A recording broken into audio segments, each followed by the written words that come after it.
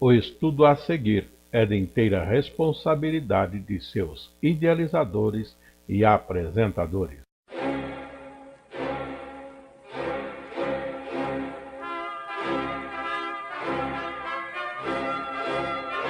Nós estamos estudando com o pastor Afonso Chaves aspectos doutrinários no livro de Gênesis.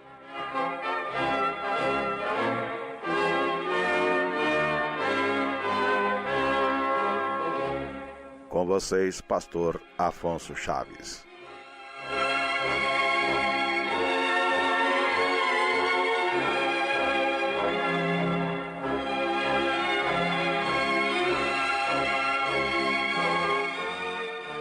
Estamos em uma nova etapa de estudos. Temos escolhido o livro de Gênesis e o Pentateuco para nós estarmos passando através das páginas desses livros, tirando do registro que aqui temos pontos doutrinários que a palavra de Deus deixa para nós e que já estão colocados por Deus desde o princípio. No estudo anterior, temos concluído aquilo que foi feito por Deus e registrado nesse primeiro capítulo de Gênesis, até a criação do homem. E agora chegamos ao capítulo 2, início do nosso estudo de agora, e vamos dar sequência. Abrindo, portanto, a Bíblia em Gênesis capítulo 2, podemos estar estudando. Lembrando que já vimos a criação de todas as coisas, concluindo Deus o que estava fazendo até o sexto dia. E chega, portanto, agora o chamado sétimo dia. E está escrito assim nos 3 primeiros versos: Assim os céus e a terra e todo o seu exército foram acabados. E havendo Deus acabado no dia sétimo a sua obra que tinha feito, descansou no sétimo dia de toda a sua obra que tinha feito. E abençoou Deus o dia sétimo e o santificou, porque nele descansou de toda a sua obra que Deus criara e fizera. Aqui temos já um primeiro ponto, referindo-se ao chamado sétimo dia, dia que depois foi chamado de sábado, dia do descanso, dia em que Deus não realizou nada novo, mas tão somente diz as Sagradas Escrituras que descansou, e nisto o santificou também. Aqui temos, irmãos, algo até hoje, muitas vezes não compreendido, pelo que há sempre discussões e controvérsias nesses assuntos acerca do sétimo dia.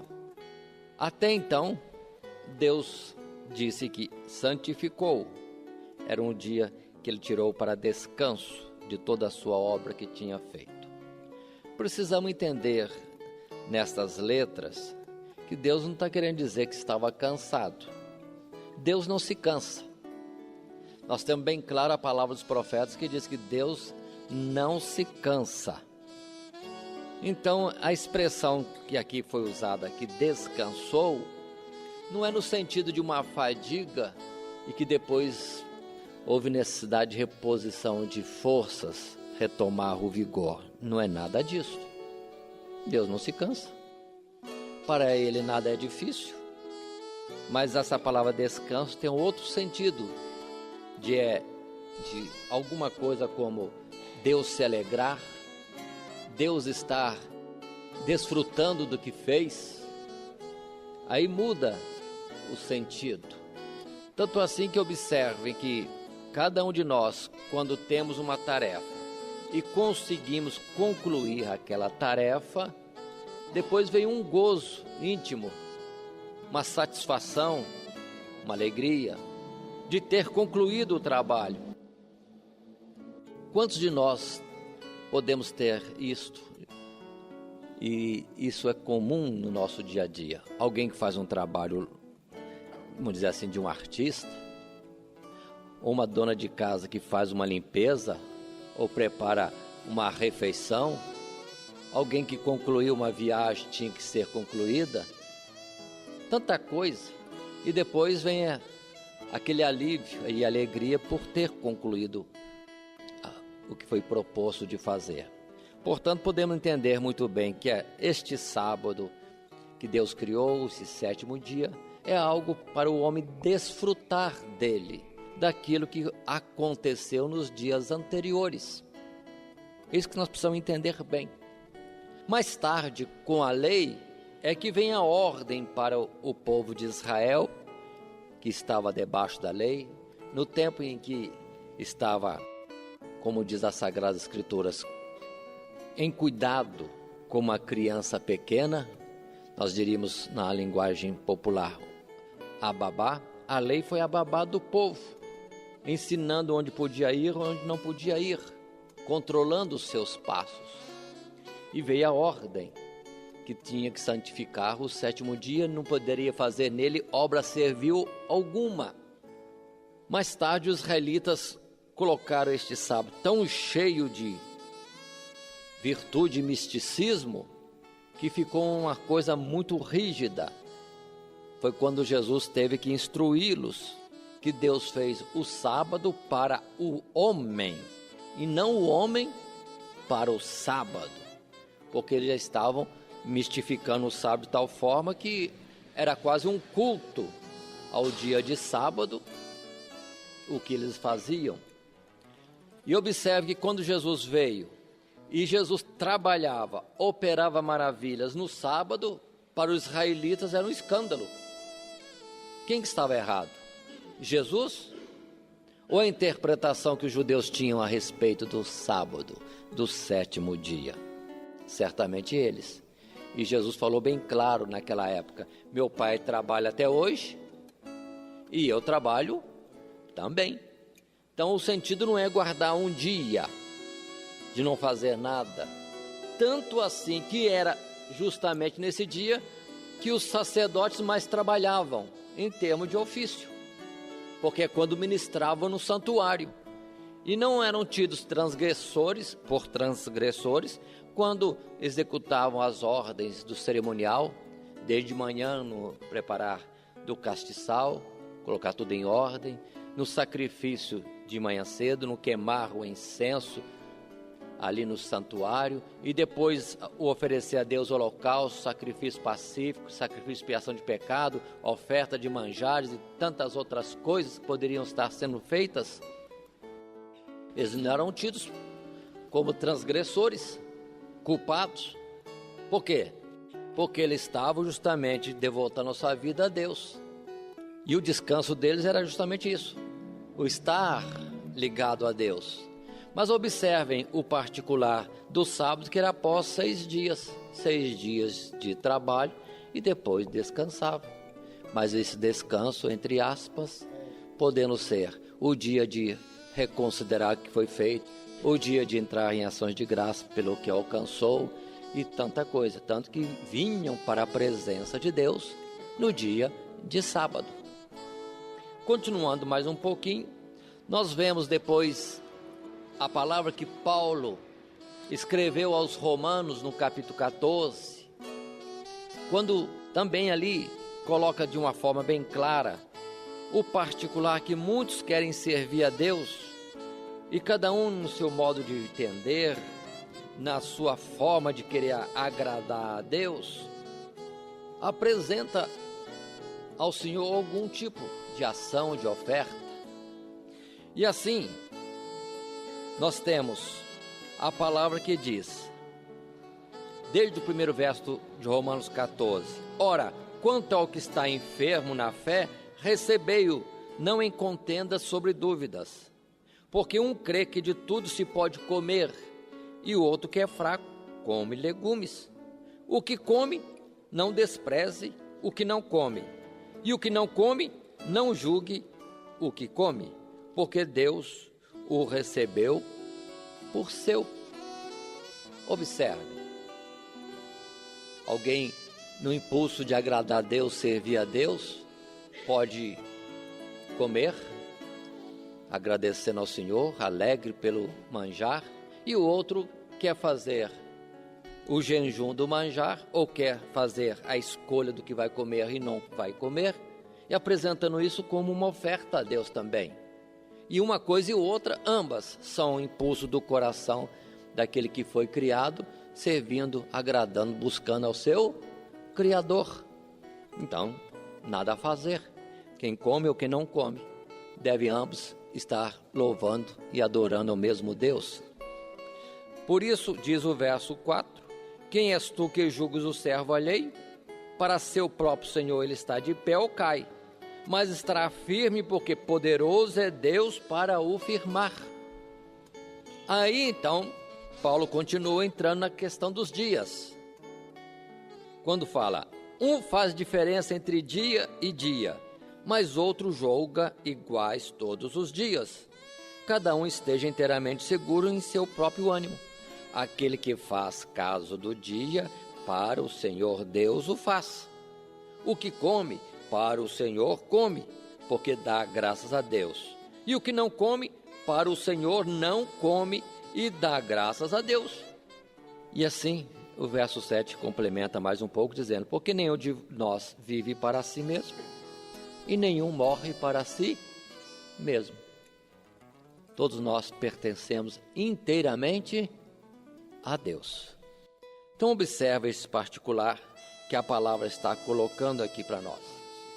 E seguindo nesse pensamento, vamos entender, lembrando de coisas que acontecem no Antigo Testamento, ainda não temos avançado nos livros, mas nós vamos ver depois que o sábado não era só de 7 em 7 dias.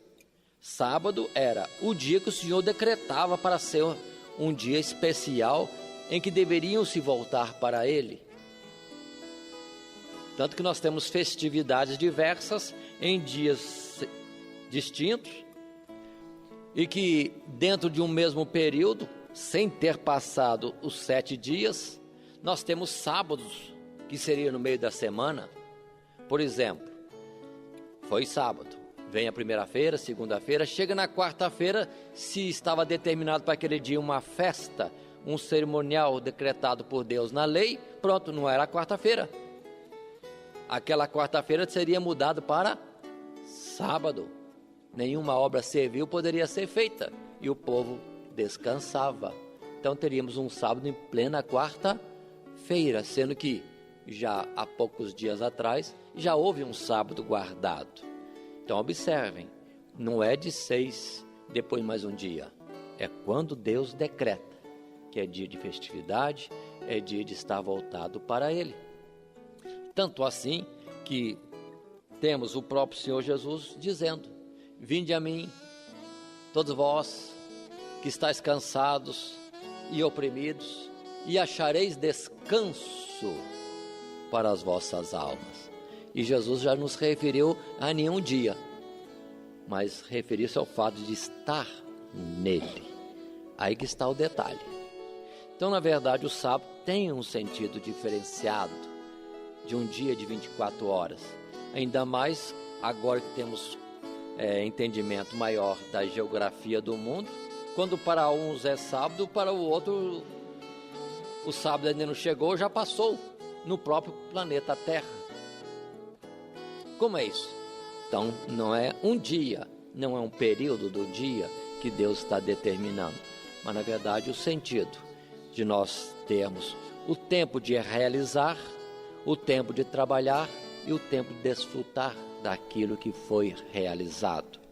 Ainda mais em Hebreus, capítulo 3, depois capítulo 4, nós temos a palavra voltando a falar do dia do descanso. É quando então o escritor de Hebreus condiciona o sábado a uma situação de crer em Deus. Crer em Deus. Quando ele considera largamente, dizendo que o povo no passado que andou com Moisés no deserto e depois com Josué, não guardaram o sábado, não descansaram. Não descansaram. Aí pergunta, por que não descansaram? Porque foram incrédulos. Então condiciona o descansar em crer em Deus. O estar de fato em repouso em andar em obediência a Deus, confiado nele, aí sim, muda o sentido de dia para ser uma situação, após um período de fadiga, de trabalho, de lutas, achar por fim o descanso no seu Criador. Tanto que Hebreus 4, verso 3, nós já temos uma palavra bem clara que diz também que todos nós que temos crido em Jesus, alcançamos o sábado, o descanso. Então, tira essa forma de dia. Se ainda entre nós, aqui na terra, existem grupos religiosos que distinguem o dia de sábado, deixa servir a Deus no sábado. Eles separaram para servir a Deus nesse dia. Eles estão consagrando, adorando a Deus com reserva desse dia. E outros, talvez como nós, não fazemos essa distinção, vamos continuar servindo a Deus, não fazendo distinção. Agora, seria muito drástico e horrível se nós, dizendo que não é o sábado, contendendo com um grupo religioso que guarda o sábado, e dissermos que é outro dia. Aí complicou. Porque pelo menos o sábado, na letra, está escrito na Bíblia. Enquanto que outro dia, como o domingo, não é bíblico. Alguém que criou essa situação para contender com os que são judeus ou de alguma religião voltada para guardar o sétimo dia da nossa semana. É pior. Um guarda sem entendimento, mas pela letra. E o outro muda a letra e muda também naturalmente o sentido que Deus colocou em se guardar um dia.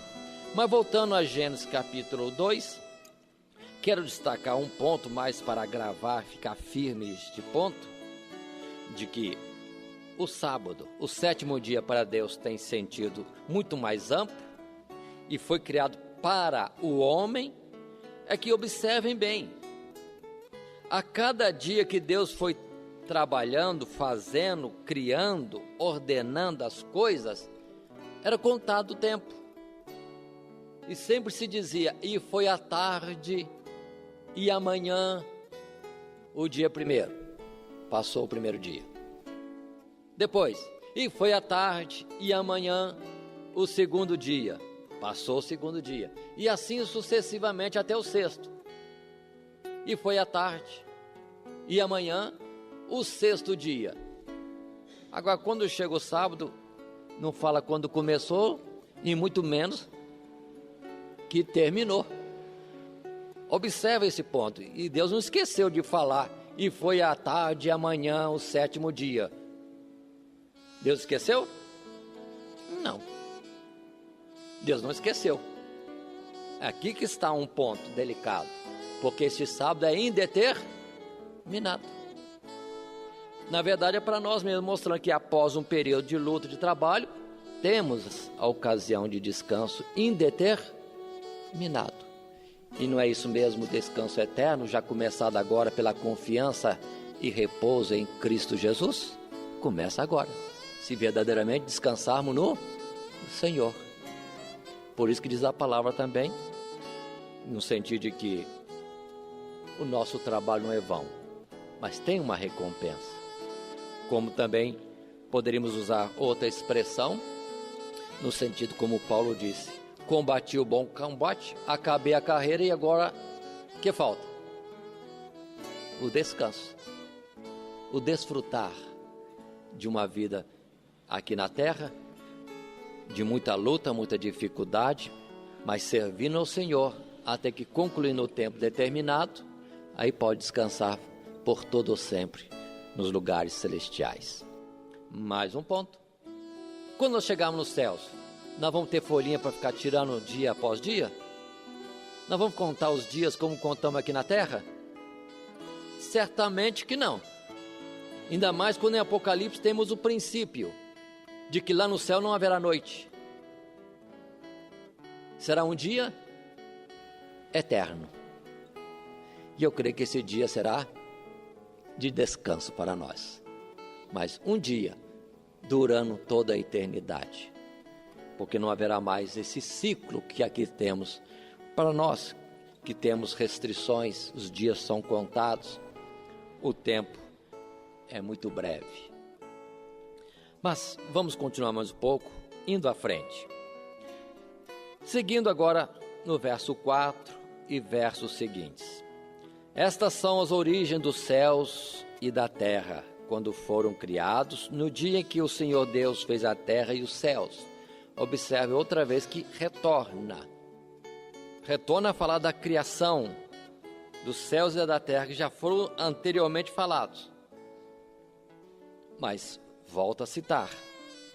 E diz mais, verso 5: E toda a planta do campo que ainda não estava na terra, e toda a erva do campo que ainda não brotava, porque o Senhor Deus não tinha feito chover sobre a terra, e não havia homem para lavrar a terra. Algo interessante, Deus tinha determinado isso bem atrás, que houvesse a vegetação, mas agora, nesse ponto, diz que não tinha nascido ainda. E um destaque que eu quero dar, não é da chuva, é o destaque de que não brotou porque não tinha um homem. Só esse ponto que eu quero destacar aqui. Ou seja, tudo foi feito para o homem, e não o homem para estas coisas. Que absurdo quando, por exemplo, no passado nós vemos muito que as árvores, a vegetação, alguns tipos de árvores frondosas ou com madeira especial eram cultuadas como uma divindade. Que absurdo! Foi criado para o homem desfrutar, conforme mesmo Isaías, depois Jeremias chega a citar, que o homem vai lá e corta a árvore, faz da madeira tantas coisas, inclusive põe no fogo para esquentar a comida, e depois sobra um pedaço, ele faz uma imagem e adora. Que absurdo! Não considera que ele queimou a madeira há pouco? Mas aqui temos detalhe: tudo estava determinado por Deus, mas o alvo para o que tudo foi determinado não tinha chegado, que era o próprio homem, que iria desfrutar de tudo que Deus fez neste planeta e também está governando sobre tudo isso. Continuando, verso 7: E formou o Senhor Deus o homem do pó da terra, e soprou em seus narizes o fôlego de vida, ou da vida, e o homem foi feito alma vivente. Só esse verso. O que iríamos estar falando aqui, nesse verso 7? Por que Deus usou do pó da terra? Não teria outro material? Creio que esse material é mais impróprio para moldar alguma coisa. Se pelo menos fosse falado argila, a argila tem, vamos dizer assim, uma liga que une, mas pó da terra, o pó não tem liga para nada. Como é isto? Por que Deus não escolheu um granito? Não seria mais bonito um pouco se Deus tivesse escolhido granito? Mármore?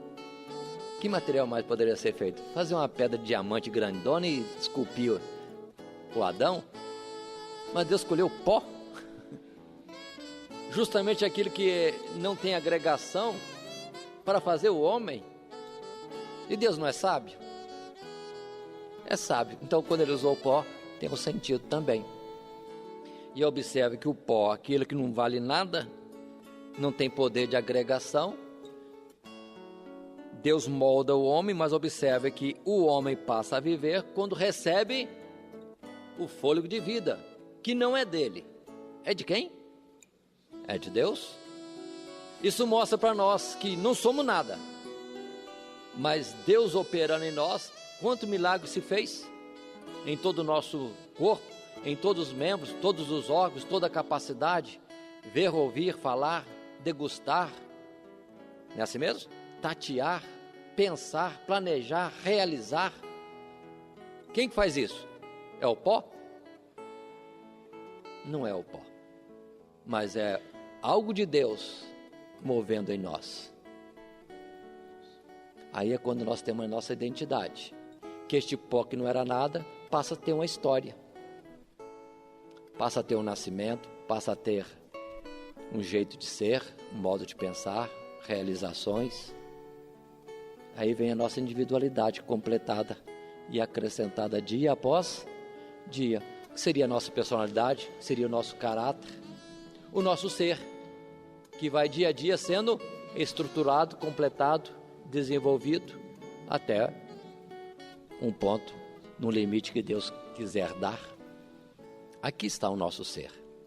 E vamos considerar também para todos nós aqui, nós sendo pó, como é que um irmão pode estar unido a outro irmão, formar uma unidade, se não for pelo poder de Deus?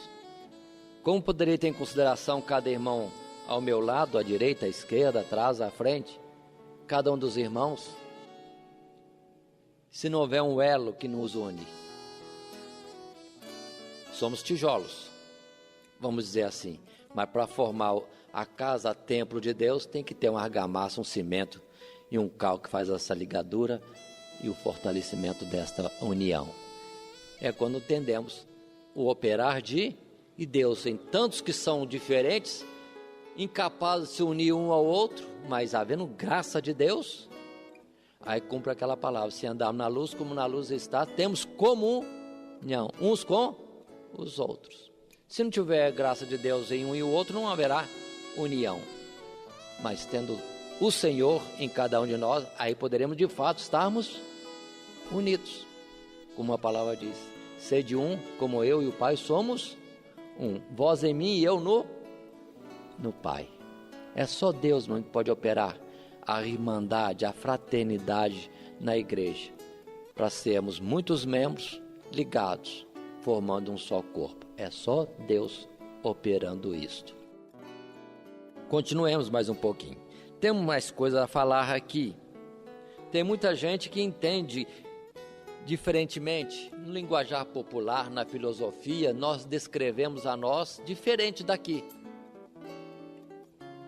Quando vamos definir a nós mesmos, ser humano, dizemos: somos formados por corpo, alma e espírito. Mas Deus nunca fala assim. Quem está mais certo? Deus ou nós que estamos mais atualizados no terceiro milênio? Estamos mais cultos que Deus? Nunca. É uma parte filosófica humana de descrever a nós desta forma, mas em Deus a descrição é totalmente diferente.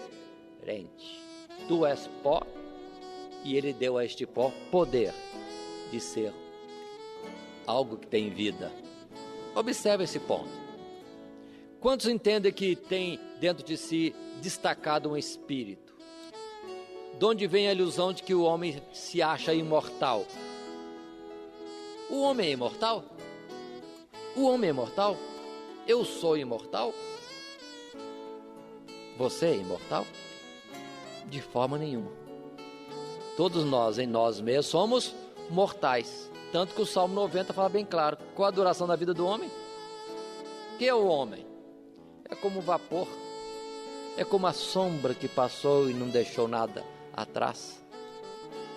Ou então é como a erva, e a sua glória é como a flor da erva. Seca-se a erva e murcha a flor, que dá a imortalidade do homem. O que diz Timóteo no capítulo 6? Ao único que tem ele só a imortalidade. Se diz a palavra que ele só tem a imortalidade, então acabou. Os demais fora dele são mortais. São mortais. Não existe esse aspecto de ter um espírito do José, um espírito da Maria, um espírito do João, um espírito do fulano, um espírito do ciclano, que morrendo ele vai estar por aí. Aí vem o pensamento incorreto da reencarnação, do morto voltar para falar com alguém ou entrar no corpo de alguém. Porque se tem um espírito que vagou por aí, pode entrar em outro lugar. Não existe isso. O homem é pó. Se Deus tirar o que é dele, Deus, do homem, o que sobra é o que era mesmo antes: pó. Vamos ver a passagem em Ezequiel, que é muito clara nesse particular, para nós entendermos. Ezequiel 37, o vale de ossos secos. Visão de um vale de ossos secos. Veio sobre mim a mão do Senhor, e o Senhor me levou em espírito e me pôs no meio de um vale que estava cheio de ossos. E me fez andar ao redor deles, e eis que eram muito numerosos sobre a face do vale, e estavam sequíssimos. Ezequiel andando em meio a ossos sequíssimos. 3. E me diz: filho do homem, Deus fala para ele, poderão viver estes ossos? E eu, Ezequiel fala, disse: Senhor Jeová, tu o sabes. Assim diz o Senhor Jeová a estes ossos: eis que farei entrar em vós o espírito, e vereis. E porei nervos sobre vós, e farei crescer carne sobre vós, e sobre vós estenderei pele, e porei em vós o espírito, e vivereis. E sabereis que eu sou o Senhor Deus. Verso 7. Então profetizei como se me deu ordem, e houve um ruído enquanto eu profetizava, e eis que se fez um reboliço, e os ossos se juntaram, cada osso ao seu osso. E olhei, e eis que vieram nervos sobre eles, e cresceu a carne, e estendeu-se a pele sobre eles por cima, mas não havia neles espírito. Paremos, faça uma pausa. Imagine primeiramente ossos secos espalhados em grandíssima quantidade. Se bater, quebrar esse osso, esfarela e vira pó mesmo. Mas a ordem de Deus, e observe, pelo canal do profeta, o profeta que tinha que falar, e no profeta não há poder para realizar, mas se Deus mandou, e Ezequiel dando ordem como recebeu de fazer, observem que houve um movimento. Imagine o osso procurando lugar ao lado de outro osso, cada coisa encaixando no seu lugar. Tem um imã? Como sabe que é ali que é o seu lugar? Se não for pelo poder de Deus. Deus movimentando o inanimado. E vem todos os detalhes aqui colocados, que vieram nervos, cresceu carne, estendeu-se pele, mas não havia espírito. Vou mudar a expressão. Não havia vida. Antes, ossos secos. O profeta deu ordem, reboliço, e daqui a pouco, por favor, me acompanhe meu raciocínio. Olhem esse vale. Primeiro ossos. Ossos se mexendo. Ossos se localizando. Esqueleto composto. Nervos aparecem. Carne vai crescendo e se estendendo. Pele cobre tudo. Mas não há vida. O que nós temos neste vale? Se os ossos eram em grandíssima quantidade, agora eu vejo um monte de cadáveres bonitos, fresquinhos, porque são corpos completos, perfeitos na sua visão, na sua estrutura, mas não tem vida. Não tem vida. Mas continua a palavra a dizer no verso 9: Ele, Deus, me disse: profetiza ao Espírito, profetiza ao Filho do Homem, e dize ao Espírito: assim diz o Senhor Jeová, vem dos quatro ventos, ó Espírito, e assopra sobre estes mortos, para que vivam. Observe que a própria palavra ordem de Deus fala: venha sobre estes mortos, para que vivam. Verso 10: profetizei como ele me deu ordem, então o Espírito entrou neles e viveram, e se puseram em pé um exército grande em extremo. Quantos espíritos vieram mesmo? Espírito do José vem, Espírito do João vem, da Maria vem, o Espírito fulano, ciclano. É assim que Deus falou? Retorna cada um ao seu lugar. Foi assim? Não foi assim. Porque é um mesmo e único Espírito de Deus que dá vida a todos.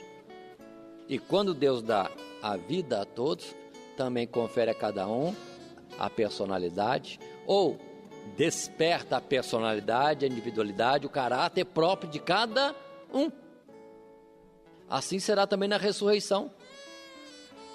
Quando viemos a morrer e voltarmos ao pó, quando voltarmos na ressurreição, para começar, não vão voltar com pó nem com corpo de pó, porque a palavra diz que voltarão o quê?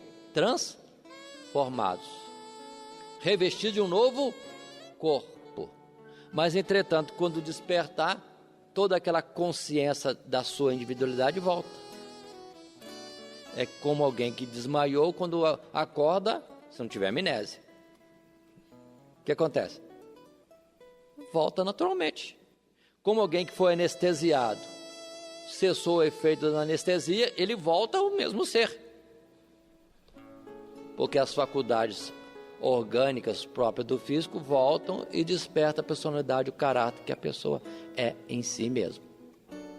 Assim será no dia da ressurreição também.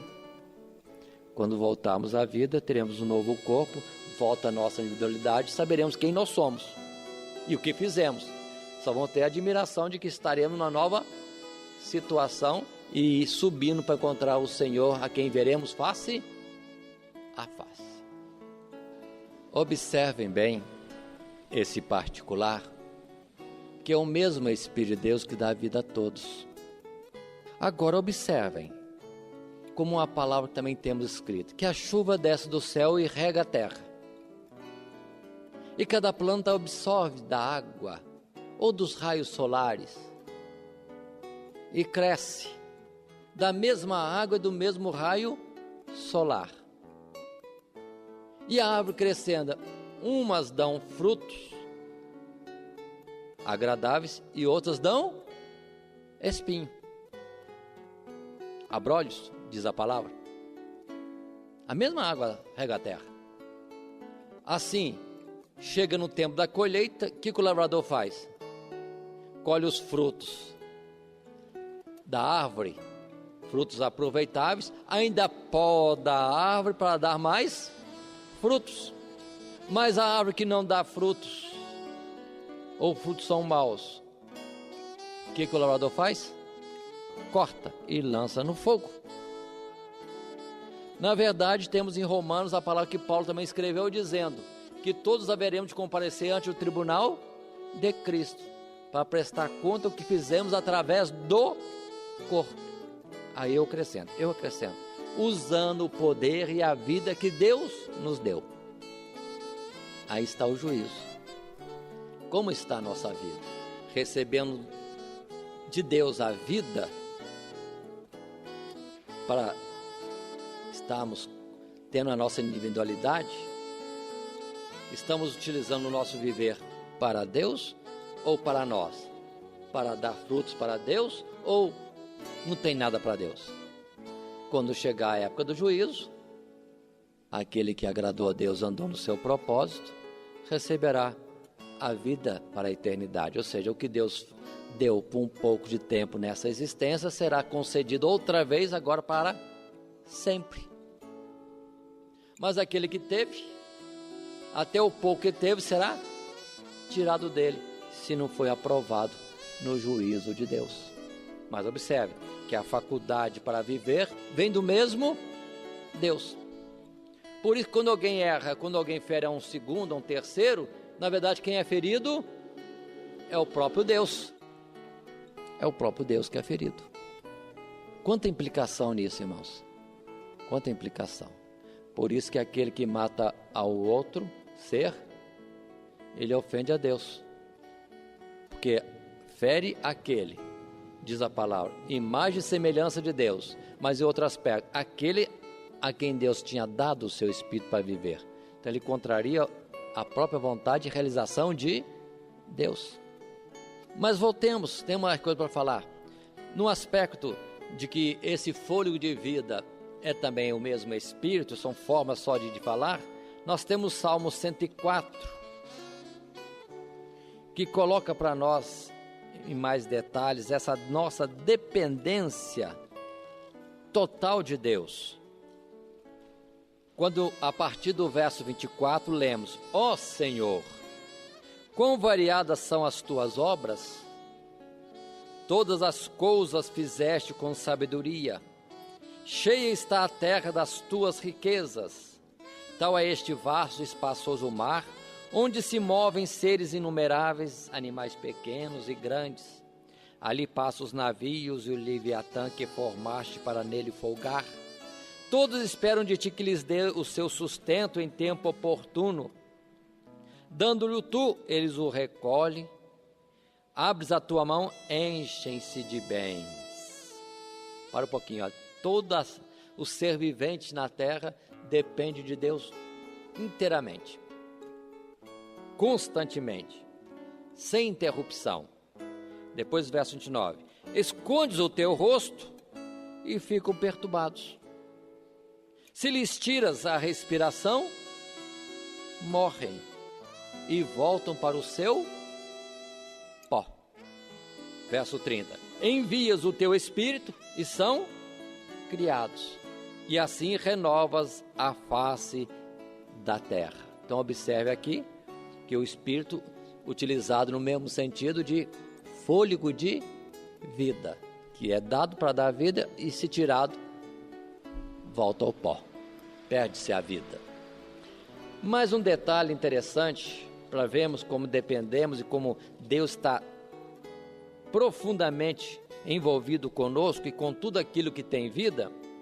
Quando nós lemos no primeiro capítulo, quando Deus criou todas as formas de vida, em especial dos peixes, dos répteis, das aves, tudo isso que Deus fez, depois o gado, etc., a palavra dá um nome para eles particular, uma forma, uma expressão bíblica, que diz assim, no verso 20: E disse Deus, produzam as águas abundantemente répteis de alma vivente.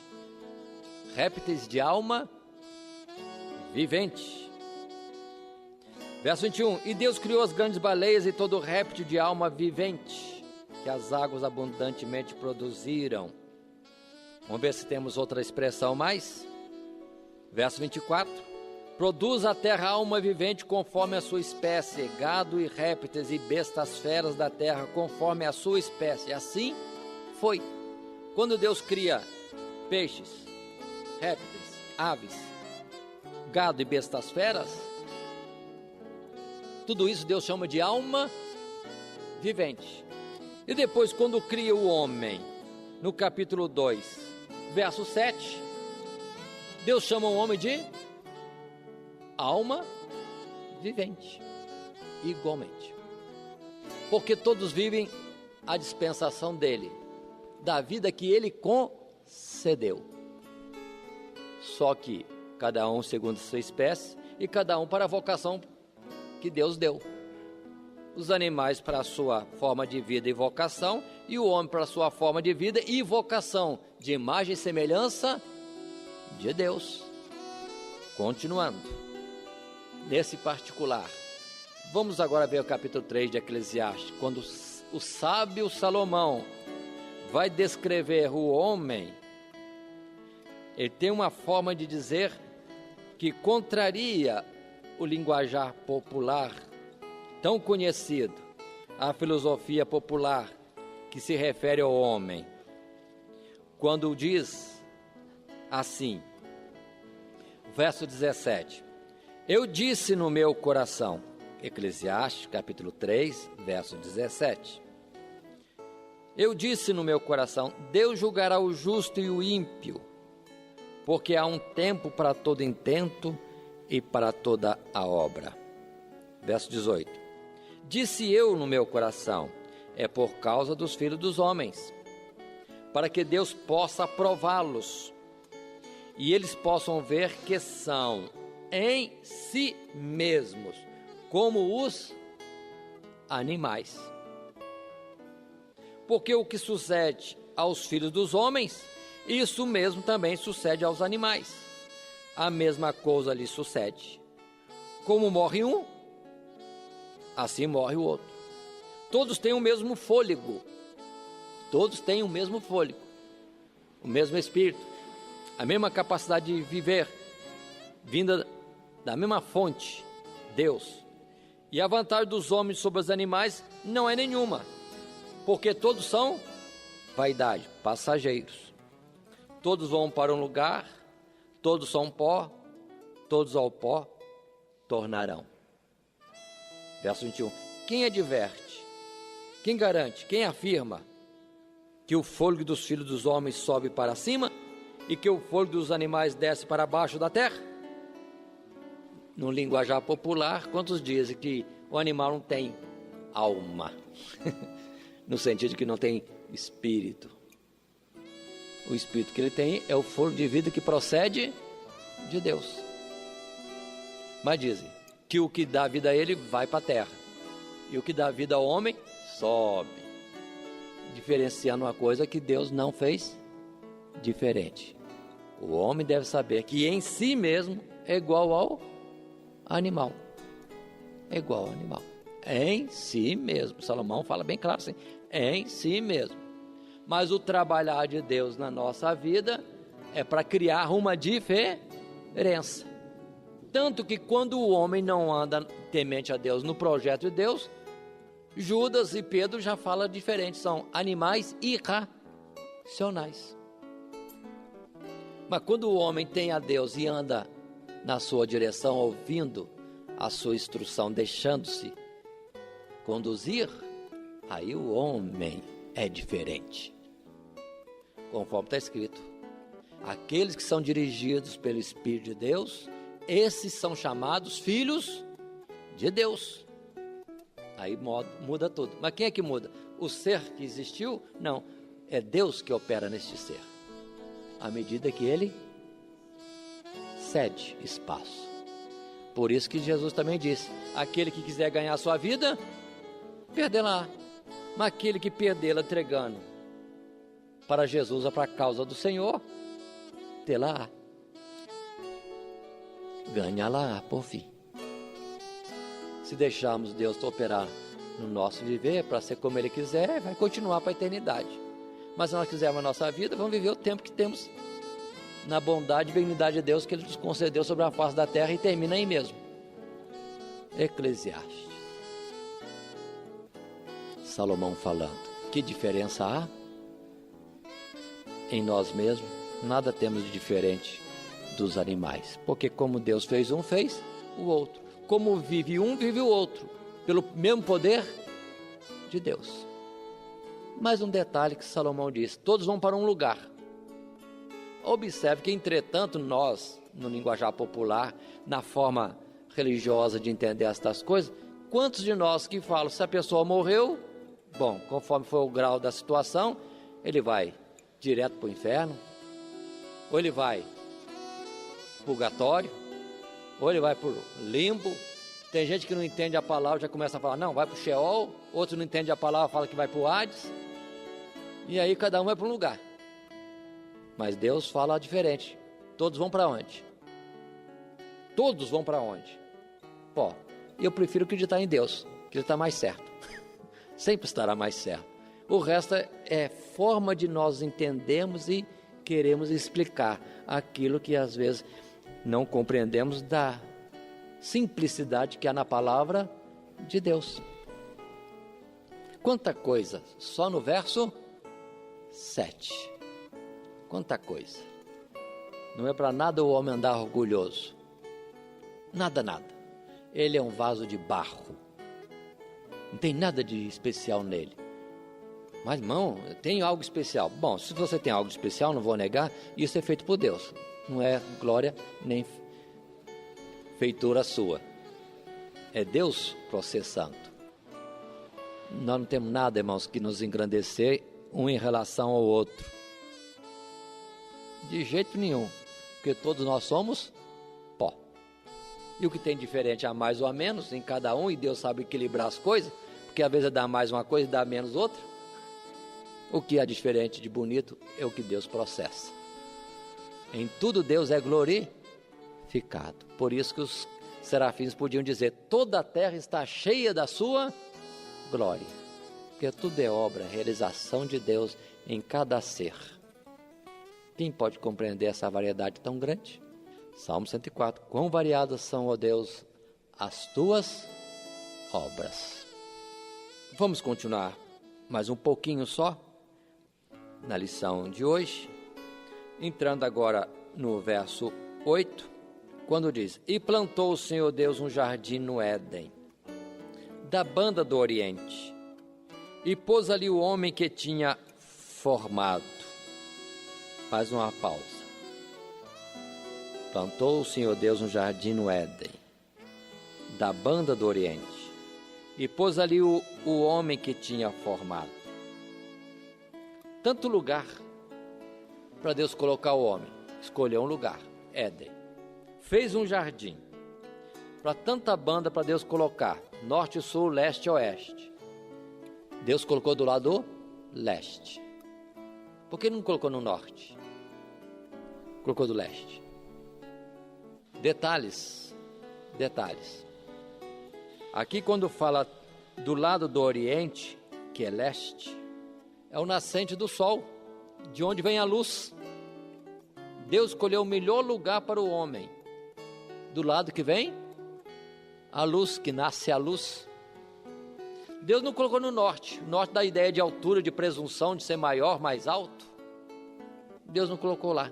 Nem colocou no sul, parecendo que está lá embaixo, humilhado, lançado no lugar mais desprezível. Nem para um final como poente, o acabado, mas algo que nascia e iria crescer, porque a vida do justo é como a luz da aurora, que deve crescer sempre, sempre, até ser dia perfeito. Até nisso Deus está ensinando para nós dar um valor à luz, no sentido espiritual, naturalmente. Aí vem a palavra de Tessalonicenses capítulo 5 e diz: nós somos da luz, nós não somos das trevas, de forma nenhuma.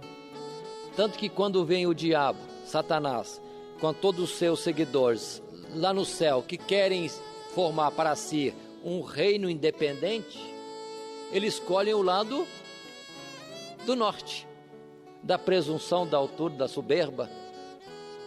E diz a palavra: aquele que se exalta será humilhado.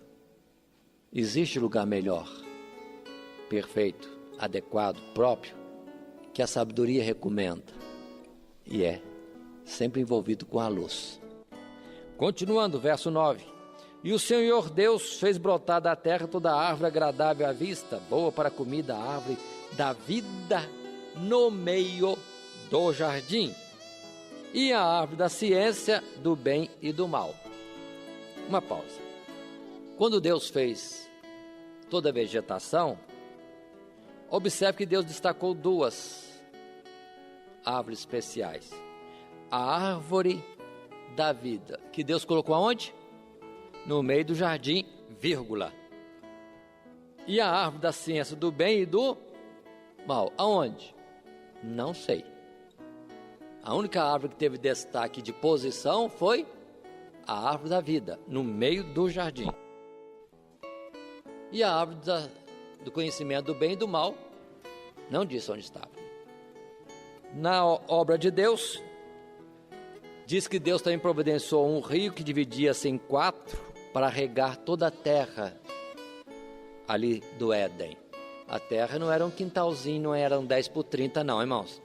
Para Deus ter que criar um rio, dividir o rio em 4 rios para regar toda a terra que Ele deu como jardim, local de morada de Adão, era um terreno bem considerável. Continuando, aí cita os rios quais são, até o verso 14. Mas no verso 15 diz: e tomou o Senhor Deus o homem e o pôs no jardim do Éden para o lavrar e guardar. Deus deu trabalho para o homem.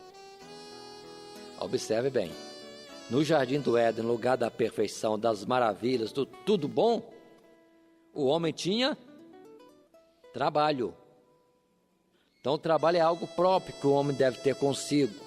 É o realizar, é o poder planejar alguma coisa e poder construir esta coisa. Realizar denota capacidade, dá satisfação, poder fazer como Deus é criador. Tanto que o homem é chamado para ser imagem e semelhança de Deus. O trabalho. Não vamos entender da forma de trabalho hoje, né? Que as condições de trabalho hoje é que são impróprias. E temos outros particulares para vermos depois. Mas quando Deus fez o homem e lhe deu trabalho, era algo dignificante. Continuando mais. Aí vem a ordem. E ordenou o Senhor Deus ao homem, dizendo: de toda a árvore do jardim comerás livremente, mas da árvore da ciência do bem e do mal, dela não comerás, porque no dia que dela comeres, certamente morrerás. No lugar da perfeição, Deus deu uma restrição, deu uma ordem, fez uma proibição? Fez. Mas seria tão bom a vida se não tivesse aquela ordem? Por que Deus não arrancou fora a árvore do conhecimento do bem e do mal e só deixou a árvore da vida? Por quê? Deus, quando faz as coisas, faz com perfeição. Em Isaías, nós vamos ver Deus falando: eu crio o bem e crio o mal. Eu faço a luz e faço as... mas cada um para o seu devido fim e propósito. Então, quando Deus dava uma lei, fazia uma proibição e já dava a ideia da morte, opa, mas já fala de morte no jardim do Éden, no chamado paraíso terrestre, já havia a sombra de um fantasma, morte, já havia. Mas Deus já estava criando estas coisas, ordenando tudo para crescimento do próprio homem. Então observe que quando o homem vai cair, na verdade, tudo isso fazia parte do plano de Deus, para que o homem venha entender o bem e o mal, e depois possa, com entendimento, com sabedoria, escolher o bem, conforme mais tarde ele vai dizer: diante de vós ponho 2 caminhos, o caminho do bem e o caminho do mal. Escolher o caminho do bem para que vivais. É o homem com entendimento, sabendo uma coisa e outra, e na sabedoria escolhe o correto, o que dá vida. Nós vamos estar interrompendo o nosso estudo neste ponto. Na sequência, vamos continuar, portanto, no capítulo 2, versos 18 e versos seguintes. Que Deus abençoe em Cristo Jesus.